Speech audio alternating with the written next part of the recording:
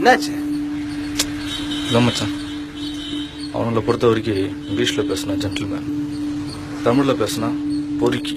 இதெல்லாம் பார்க்கும்போது ஒரு சிவில் இன்ஜினியர் அவங்கிற என் லட்சியம் நடக்காது போல இருக்கு. லட்சியமா? லட்சியம்? உன் லட்சியம் ரோட்ல கிடக்குற சாணி மாதிரி 4 நாள்ல காஞ்சி மண்ணோட மண்ணா மக்கி போயிடும்.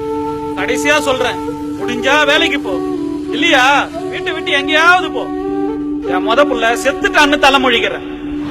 பிராங்கா சொல்லணும்னா என் கார்டை ஸ்வைப் பண்ணாதான் உன் பைக்கே ஓடும். இதுல லைஃப் எப்படி ஓட்டுறது? போதும், இதோட டீசெண்டா முடிச்சுக்கலாம்.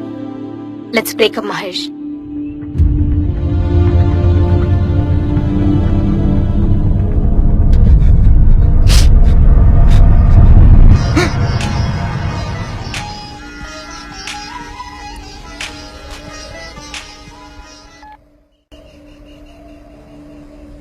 சொல்லு தாத்தா,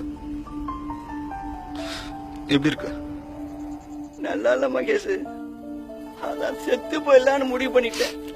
என்ன தாத்தா சொல்ற? என்னாச்சு?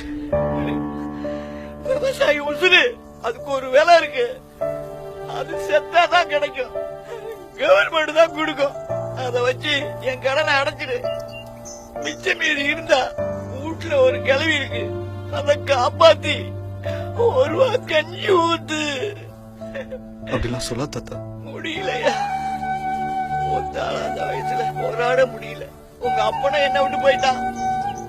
அதான் இருந்த 2 ஏக்கரையும் உன் பேர்ல எழுதிட்டேன். நீதான் இன்ஜினியர் ஆச்சு. வீடு கட்டு, ஃபேக்டரி கட்டு, எதையாவது கட்டி பொழைச்சுக்கோ. தாத்தா, நான் ஒன்னு சொல்லுவேன், கேப்பியா? சொல்லியா? எனக்கு விவசாயம் சொல்லி தெரியா? என்னையா சொல்ற? ஆமா தாத்தா, ஒரு நிலத்தை அழிக்கிற இன்ஜினியரா இருக்கிறத விட அந்த நிலத்தை காப்பாத்துற விவசாயியா இருக்கலாம்னு முடிவு பண்ணிட்டேன் தாத்தா. நான் இப்பயே கிளம்பி வரேன் தாத்தா. ஏன் கிளவி, ஊர்ல இருந்து நாளைக்கு என் பேர வர்றான். நானும் என் பேர சேர்ந்து விவசாயம் பண்ண போறோம்.